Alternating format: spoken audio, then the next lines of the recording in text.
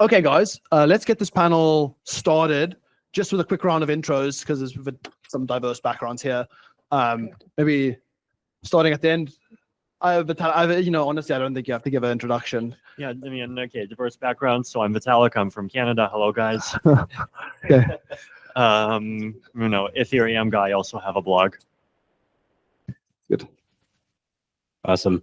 I'm Michael, CEO of Fabric. We're a crypto hardware company. We make currently general purpose cryptography chips called verifiable processing units, VPUs, and the Gen 2 processor, we're looking at building a trustless TEE and putting that in the processor. Hi everyone, Charles Guillemet, I'm CTO at Ledger, and my background is cryptography and security. I worked in this area my whole career, and especially on hardware security. Hi there, my name is Robert Drost, and I head up and run EigenLayer Foundation. And I guess for background, I've been in software much more for last 15 years plus.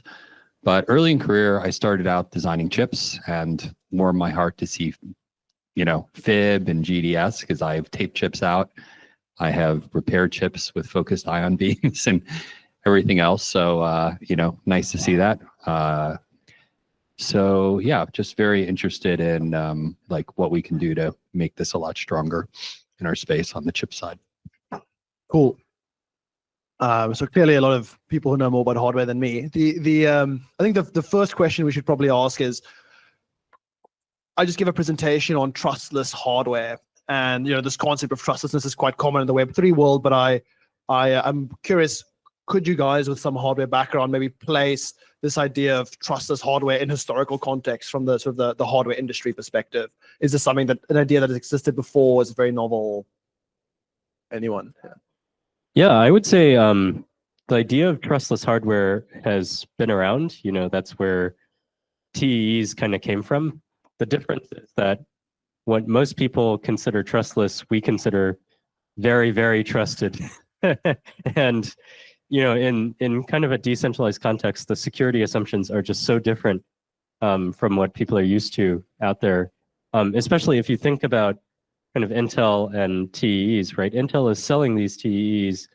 One purpose was for DRM, and another purpose was for enterprise kind of security, right? And if you think about the enterprise decision makers, and if you think about the economic stakes of one TEE being broken for DRM, those are just not very, trust-inducing market assumptions, right? Like those market assumptions lead to a TEE with relatively lax requirements, and Intel made the rational choice in designing something with very lax security. So I think that's kind of the history. Like, people have been thinking about these problems for a long time, but the need from the pressure from the market just hasn't been there for these big companies to be able to do anything other than what they're doing by default.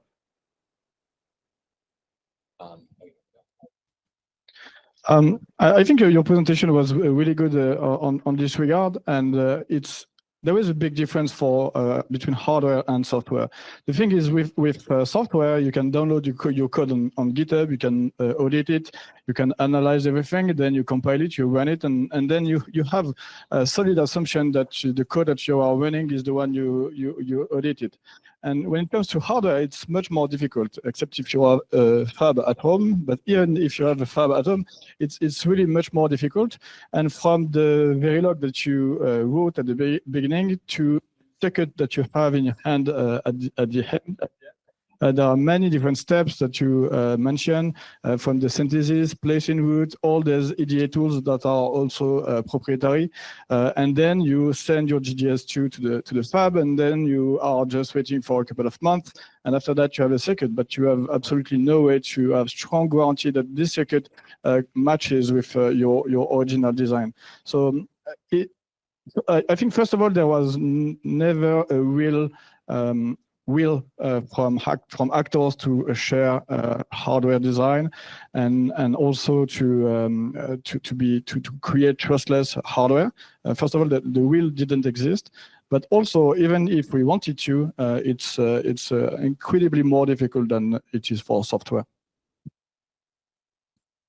Yeah, I did really appreciate all of the effort in the presentation. I guess I've never really come from a mindset of trusting hardware, because there's just so many ways, to actually do violations of it. And so, I mean, I think it's very good to like put a lot of these new layers on and try to kind of wrap around it. I mean, my general feeling is like the complexity that's actually inside and the number of exploits and others is extremely, extremely high. But, it's one of these things that while you can't have absolute, you can kind of raise the bar so it's higher and higher. Unfortunately, some of the people that we're dealing with that we worry about the most are state level actors. And so, it's very hard for somebody who's funded with, trillions of dollars of motivation. But, all through history, I mean, looking at people trusting chips or not, you just look at how much, you just will not trust Cisco hardware in China, and you won't trust Huawei hardware in Europe and US, and it's, it's very, very difficult. So I don't know. I mean, you didn't talk about it during the talk. Maybe I'm jumping ahead a little bit, but, I think having hardware that's specially designed to be a lot more compliant with what you were talking about, which might mean very structured, backing off to like, God forbid, 180 nanometer, dropping down to 2 or 3 layer metal, with a lot of visibility and everything, may give you more assurance if you can bring down the trusted aspects to a really small amount and then put everything else into FHE, fully homomorphic encryption, where you really don't care about the hardware because there's no bit in the computation that reveals anything. And kind of the holy grail beyond that, I hope it can get to a better performance point, will be obfuscated computation. And, that will unlock even a lot more useful things. Vitalik, has Justin spoken more about obfuscated communication anytime in the last couple of years? Last time I saw him talk about it was like 2-3 years ago. What does the word obfuscated communication mean? Sorry, computation. Oh, obfuscated computation. I mean, it's like basically the state of like that whole field of cryptography, right? Is that like for a long time, algorithms basically did not even exist, and it was a theoretical object. And then as of 2020, yeah, someone created the first ever version that works on top of like standard assumptions. And then someone tried to implement it, and then they figured out that it would take 10 to the power of 27 years to run. And then apparently, yeah, there's like a version that came out 1 year later that only takes 1 year to run. Mm-hmm. And so, we're almost there. Yeah. So, and then at the same time, there's like this other set of versions that are like more doable, but rely more on exotic assumptions. So in general, like it feels like it's sort of on that step of the curve where like Z-JSON arcs were in like maybe 2010, though of course it's like, do we measure years in time, or do we measure years in like some other unit, like number of eyes looking at the problem, or like dollars, or like number of AIs or something. So yeah, I mean, we'll see. Yeah, I mean, I think it's still very worthwhile to try to improve security, improve the trust assumptions. There's a lot of things that can be done. I mean, it's a reason why, we know ledgers and all of these things are incredibly useful tools for us. But yeah, I think in my mind, and, I haven't been working on this for a while now, but I would say if we can think about how to, minimize the trusted hardware footprint and go to a hardware style which facilitates much easier ability to verify it. If you go back a couple of design generations, you don't really have to have, nobody cares about open sourcing the process design kit anymore, because it's far away from the bleeding edge. And just thinking carefully about how to combine those small kernels together with trustless software methods. Yeah, right. So I think to summarize your point is that we can take some decisions to design the hardware to make it, more robust to Trojans and easier to audit. I think this actually relates to Vitalik, a blog post that you wrote recently on GLUE and co-processors. Could you relate that to the comment that Robert just made? Or just generally give a overview? Yeah, I mean, so this is this idea that like most intensive computation can be separated out into parts that are very unstructured and general purpose, but that are not intensive, and parts that are intensive but that are highly structured in some way that makes them benefit from much more special purpose approaches. And like a pattern that we see over and over again in a whole different variety of contexts is basically that you get like special purpose, like either software or hardware or whatever else to like just handle those more structured computations, and that's how you end up getting a lot of the efficiency. And so, look, with in the EVM, you have precompiles. With AI, it's like everything's written in Python, but that's like okay because all of the important stuff is wrapped in these vectorized things that are done inside of like CUDA or whatever else.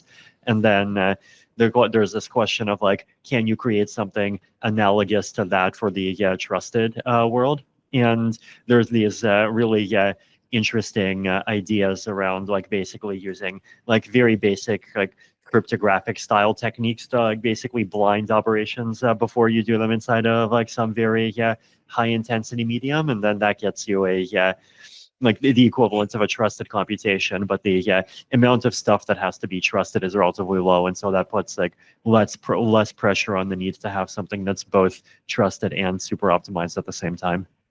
Right, and so that relates to the previous comment in the sense that the glue computation can be slow, and that's sort of like basically the verifiable hardware design that Robert was describing. Okay, so this is really like we're sort of describing thoughts about the future of the future architectures and where things are heading and how we can improve on things. I think there's a lot of like talk there. I think TEs also fit into this like future-looking, forward-looking category. But just looking at the status quo where we are right now, I think Charles and Vitalik, you guys probably have thoughts on this, but I mean anyone can hop in. Like, what are the sort of hardware trust assumptions we're making right now from the protocol's perspective, from Ethereum's perspective, and its users' perspective? What are the sort of like hardware failure modes, or like the sort of hardware issues that we should be paying the most attention to? I think if we have a look at the protocol level, the consensus execution, the trust assumption that you have on the hardware are not that big. I think the trust assumption are more of the software level, and we mitigate them with having different type of software, like doing the same thing, like the diversity of node protocol and so on. And when it comes to the wallet itself, then the hardware becomes a target, and you have a higher trust assumption because as soon as you have the key, then you can empty the wallet. And this is the case for general purpose MCU and CPU, and it's also the case for hardware wallet. As soon as you have a hardware wallet, you have a strong trust assumption that the hardware itself there is no Trojan inside it, and so on. And we have to live with that, because this is the trade-off we do between having security for your keys and having a trust assumption on the hardware itself. Yeah, and so I think it's important to distinguish between like protocol-wide trust assumptions and trust assumptions that happen to be made by individual actors, right? And so, protocol-wide, like basically, there are no hardware trust assumptions, right? But obviously there are, at the level of individual actors, and the difference is basically, that like individual actors are like able to make their own decisions. They're able to diversify on their own. They're able to combine different setups on their own. Like one example of a thing that stakers do independently is like they have like separate anti-slashing modules that just enforce the rule of not signing something twice. And that way, like basically, the signing process has this like 2 of 2 protection against slashing, and like therefore also against participating in a finality reverting attack. And that's like at the base level, and then obviously at the user level, you can start talking about like user accounts and like where private keys are stored and so on. And like there's a whole bunch of ways in which you have applications that uses and interact with cryptography. I think that Robert, you wanna? Yeah, I was just gonna kind of interject. It's a little more related to what Charles said. I wouldn't say that. I mean, I don't know if this is completely true, but I think we haven't really had as strong of an attack need on our cryptography assumptions and others, because it's been a lot more about securing money. And some of the biggest actors in the world don't really care to like steal money, but they do really want data. Hidden data is a lot more valuable to them. So we're kind of starting to really move towards selective disclosure and privacy at a higher scale. So I actually kind of feel like the state level actors and others who are going to look at it as crazy as possible are going to be a much bigger threat. I mean, they're kind of at this point getting very much prepped for it, but that kind of value, and I hope we do have a lot of privacy and selective disclosure, is going to make things riskier, for sure. Yeah, I completely agree. When you say it's just money compared to what state actors are looking at, I agree. But at some point, if crypto becomes a threat for a nation state, even if it's just money, then it changes the game. Yeah, absolutely. Michael? Yeah, one more point there is actually that North Korea is an edge case of a state actor that does care about money. And it's important to remember, because that's pretty crazy, and they are very active in draining contracts that have bugs and things like that. Like, this is a real state actor with real money that wants to make more money. And so I think it's not even that simple in that state actors will always not care about that. Like, they may. And we have to protect against that.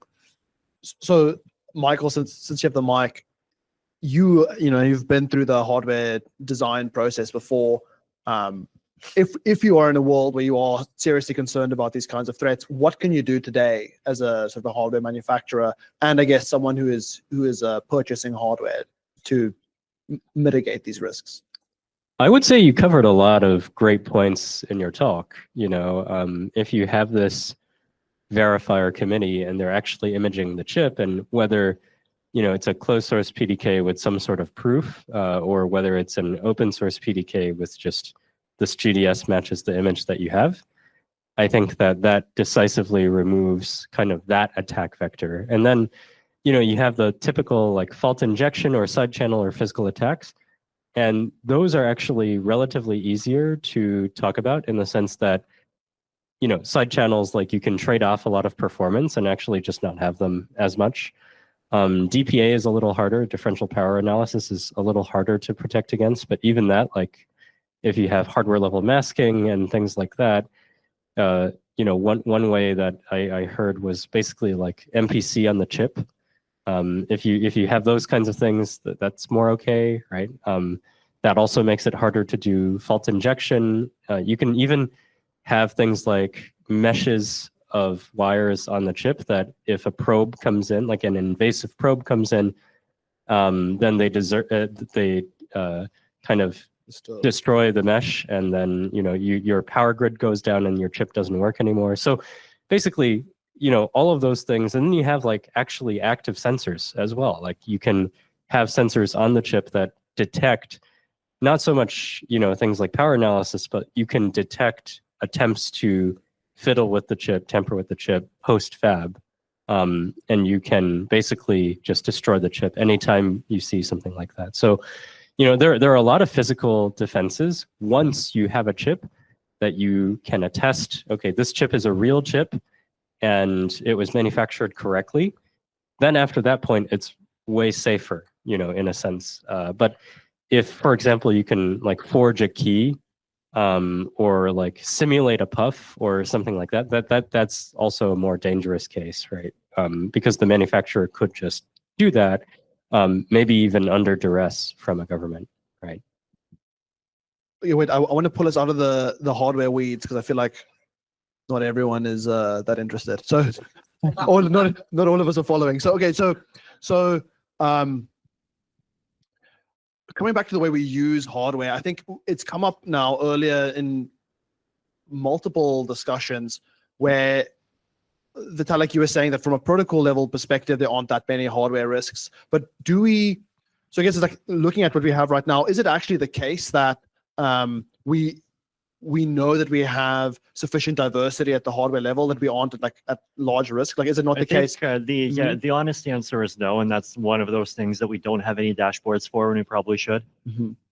Okay, and then leading to my next question, looking forward, looking at like what remote attestation and this like sort of TEE excitement wave points to, does it make sense to use TEEs, maybe not directly at the protocol level, but maybe for some incentives on top of it, to get insight into the hardware diversity that is sort of in the validator set or like nodes around for other roles around the network? Like I think we saw some front-end serving kind of examples. And I think the most interesting one is you mentioned double signing, prevention at the level of individual nodes.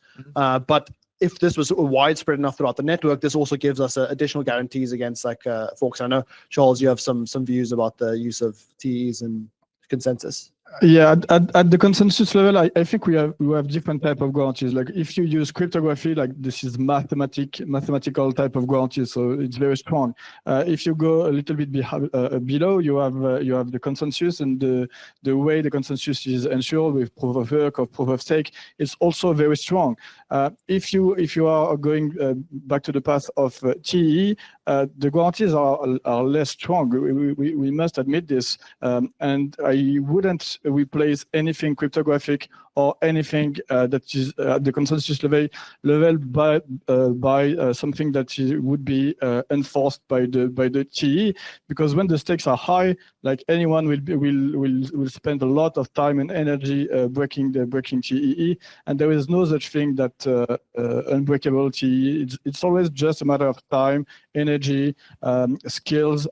And there was no such thing at like 100% secure or unbreakable, especially for TEE and hardware implementation. So I wouldn't replace anything which has like cryptographic guarantee or protocol type of guarantee by something that would be hardware enforced. However, if we have like something that is not enforced by anything, and we are adding TEE as an extra layer of security, yes, in this case it makes sense, but not in the other way around. One other challenge on the staking side is that I think there is this phenomenon where we sometimes spend too much time worrying about the easy kind of attack, which is finality reversion, right? Because the harder kind of attack is a 51% censorship attack. And that one, like if that happens, right, then the response is like not fully automated, right? Like you can't do a minority soft fork and kick the attackers out and like still destroy the majority of their deposits, right? But like there isn't a cryptographic thing that you can do to like fully prevent someone from participating in a censorship attack, because like you could probably make a mathematical proof of this, right? You basically just like imagine whatever the attacking nodes are, just like wrap them in a bubble that like filters out transactions that don't have like ZK proofs of being kosher. So it's so like I think that the frontier of how much we can actually defend against 51% censorship attacks is a really interesting one. And like maybe there are opportunities for enhancing the crypto economic trust that we have with like other types of guarantees, like basically, potentially even, let's say, a proof that whatever block that you create has included all transactions that have been submitted to like a bunch of various off-chain bulletin boards. Okay. 2 minutes. Thank you. Okay. So I guess what question to wrap on? So I think maybe we've spoken, about various ways in which the hardware world relates to Ethereum and the blockchain protocols we care about, and I think there's very many things we didn't touch on. But I'm curious at a high level, what do you guys think should be the relationship between sort of the Ethereum protocol and its researchers and hardware? Is it something that we should be thinking about, not just from a performance perspective, or is it a sort of black box thing we should think about? We should leave other actors to handle. And do you have any thoughts on how the research community should be thinking about the hardware and the important properties? And maybe if we could just do a quick survey through the panel before we finish. Let's start at the other side. Yeah, I mean, I guess my view is that realistically, hardware is pretty disjoint from software. There are like some interactions, especially if you like start thinking about the optimization side of hardware, right? Because like the specific details of hardware depend on what algorithms actually need to be run on top of it, and then algorithms, on the other hand, might depend on hardware choices. But then, on the other hand, like I think there is a goal of like I think pretty much everyone like would definitely not want Ethereum's ongoing existence to depend on the products of a single hardware manufacturer. And then if you start saying, okay, well, what about ASICs where there's like multiple manufacturers, then like even there would probably be controversial, right? So like we also don't want to assume their existence in order to increase gas limits necessarily. I mean, who knows? That's like an opinion that might end up changing in 5 years. But in terms of like what the next steps are and like what the practicalities are, like I do think that there are, relatively speaking, more separate strands than like say I don't know, the merge and the scourge, or like the scourge and the verge, or like any random two of those. Yeah, this one, it's interesting because I think that there are actually opportunities to look at hardware in the context of the roadmap, in the sense that there are these things that you want, right? Like, for example, statelessness is something that you might want sooner rather than later. And then, you have kind of stopgap solutions like Verkle trees in the meantime that, need to be done because the hardware is not there, right? So there are all these cases where hardware, would be important. And then, I guess, if you were able to say, okay, well, we need this kind of hardware, and then, plan around that in the roadmap, then that could be an interesting angle to look at it. I do, think that, of course, you don't want to depend on one hardware manufacturer. Certainly, as the manufacturer, I would feel a lot of pressure. But, the thing about that is that, in the case where, like, for example, open source RTL were a thing, or something where, someone else could continue the operations past that point, right? If you basically think of hardware as just code that's etched in stone, right? It's just a code base that's etched in stone. Just like a code base can die, RTL can die too because the company goes under or whatever. But you can, as long as you have developers or contributors who want to keep it alive, as long as you have that willingness on the part of, the people maintaining the project, then you can create forms of continuity like that. And that's fairly deterministic. Like, if you take a piece of RTL, and then, let's say you want a new company to basically tape this RTL out, that is a deterministic process that, basically can just run once you have that kind of RTL that's production ready. So that's how I would think of it, is, it's just code, nothing more really. Reed's gonna come fight with me if we don't finish up soon. So could you guys give like I want none of that. Okay, well then you can take as long as you want. Okay, very, very quickly then. On my side, I think I would refrain from modifying the protocol such that it requires specialized hardware to run it, because it would create like single point of failure. It's also very bad for the diversification of what kind of machine will run the protocol, will run the wallet, and so on.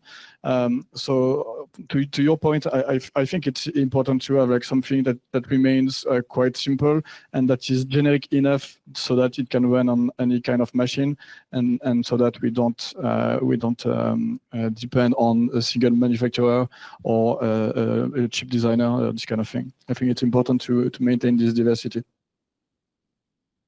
Yeah, I guess I would say it's like, sort of spreading peanut butter goodness on things, like, having security, higher levels of security in hardware is a good thing. But on the protocol research side, and for a lot of people, I think, trying to build in more trustlessness through software algorithms, and then having accelerated hardware in order to be able to run those at a very high performance coprocessor is a pretty strong path for us. The